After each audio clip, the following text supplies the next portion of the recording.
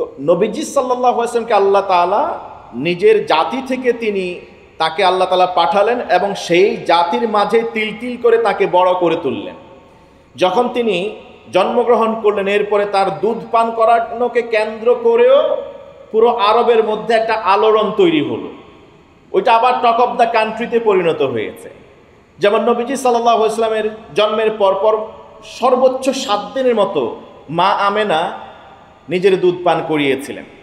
এরপরে সুয়াইবার কাছে তাকে কিছু দিনের জন্য দুধ পান করাতে দেওয়া হয়েছিল। এরপরে খোঁজা শুরু হয়ে গেল কে দুধ পান করাবে, দত্তক দেওয়া হবে। ওই সময় আরবের এটা নিয়ম ছিল, এই প্রথাগত নিয়ম তারা ওই সময় ভাঙতে পারেন নাই। তাই দুধ পান করানোর জন্য বা দত্তক নেবার জন্য পারিশ্রমিক হিসেবে বিনিময়ে কিছু লোক নারীরা আসলো বিভিন্ন জায়গা থেকে। বনি সাদ থেকে এরকম হালিমাতু সাদিয়া আসলেন।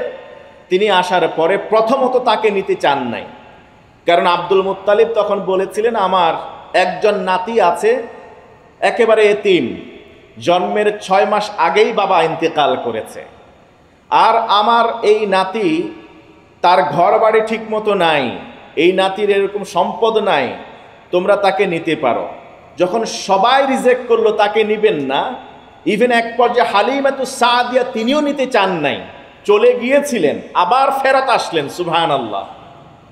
এই যে হালিমাতু সাদিয়ার সাথে অন্য 10-11 জন যারা আসছিলেন সন্তান দত্তক নেবার জন্যে, তারা পর্যন্ত জানতেন এটা আলোচনায় পরিণত হয়েছে যে নবী মুহাম্মদ সাল্লাল্লাহু আলাইহি ওয়াসাল্লাম তিনি এতিম, তাকে যদি দুধ পান করানো হয় তাহলে মাসিক যে পারিশ্রমিক সেটাও হয়তো নাও পাওয়া যেতে পারে, অতএব তাকে নেওয়া যাবে না। সবাই বিমুখতা অবলম্বন করল।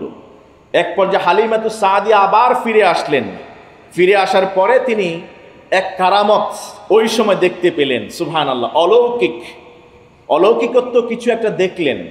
হালিমাতু সাদিয়া তিনি নিজেই বললেন, ইনদামা ওয়াদাআতুহু ফি হুজরি, আমি যখন শিশুপুত্র মুহাম্মদকে আমার কোলে নিলাম প্রথমবারের মতো, নাযারা ইলাইহা, তিনি আমার দিকে 2 চোখ তুলে তাকালেন। সুবহানাল্লাহ।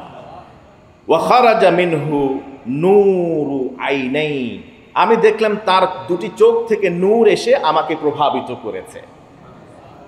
নবী শিশুপুত্র মুহাম্মদের চোখ, মায়াবী চোখ দেখে আমি আর তাকে রেখে যেতে পারি নাই।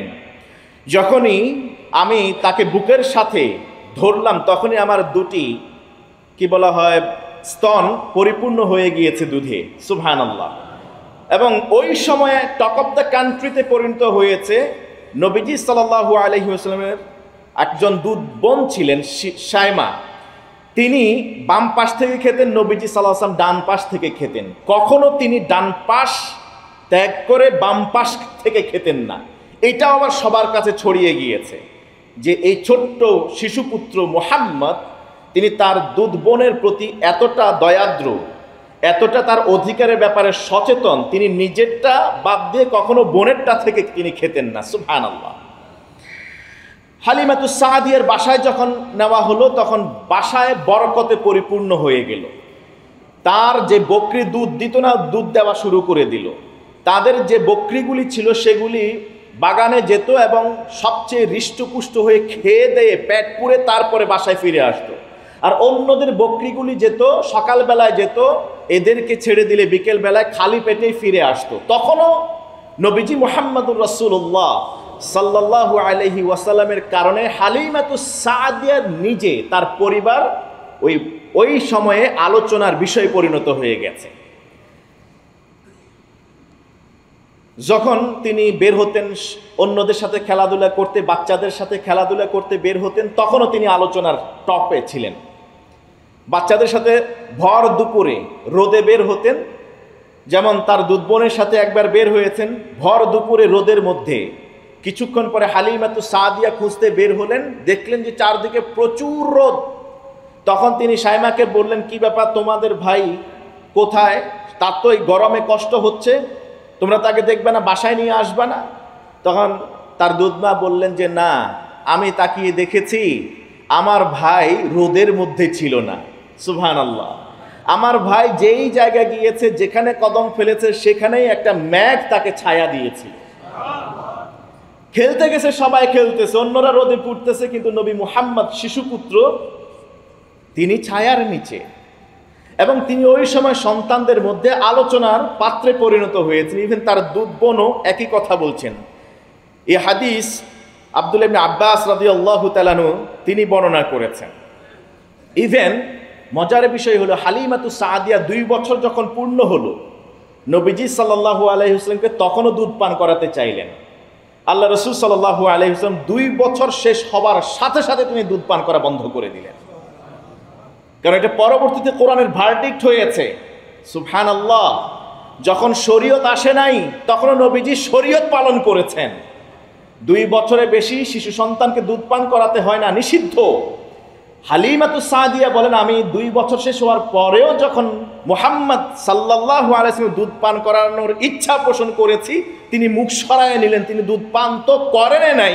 ওইটাকে বলা হয়, কি বলা হয়, তিনি যখন ফেতাল বলা হয়, ওই সময় দুধ যখন তিনি ছেড়ে দিলেন, খাবেন না 2 বছর পরে, তখন তিনি একটা দোয়া পড়লেন। ওই দোয়াটা আমার এখনো কানে বাজে। সুবহানাল্লাহ। তিনি ওই সময় বলেছিলেন, আল্লাহু আকবার কাবীরা ওয়ালহামদুলিল্লাহি কাসীরা ওয়া সুবহানাল্লাহি বুকরাতান ওয়া আসীলা। সুবহানাল্লাহ, এটা ইমাম বাইহাকি নকল করেছেন। ইবনে আসাকির আব্বাস ইবনে আব্দুল মুত্তালিব থেকে বর্ণনা করেছেন, এবং আব্দুল্লাহ ইবনে আব্বাস ওই একই ঘটনা বর্ণনা করেছেন। কি বললেন? যখন 2 বছর শেষ হলো, তিনি আর মায়ের দুধ পান করেন না, কারণ এটা পরবর্তীতে শরীয়তে নিষিদ্ধ হবে। নচেত ঐতিহাসিকরা বলবে, নবী মুহাম্মদ সাল্লাল্লাহু আলাইহি ওয়াসাল্লাম তার জীবদ্দশায় তিনি তো আগে শরীয়ত মানেন নাই। দেখেন, তিনি তার জীবদ্দশায় ছোট বয়সে 2 বছরের বেশি সময় দুধ পান করছেন। সুবহানাল্লাহ। আল্লাহ সুবহানাহু ওয়া তাআলা তাকে সেভাবে প্রোটেক্ট করে, এবং ওই সময় তিনি এই দোয়া পড়েছেন, আল্লাহু আকবার কাবীরা ওয়ালহামদুলিল্লাহি কাসীরা ওয়া সুবহানাল্লাহি বুকরাতান ওয়া আসীলা।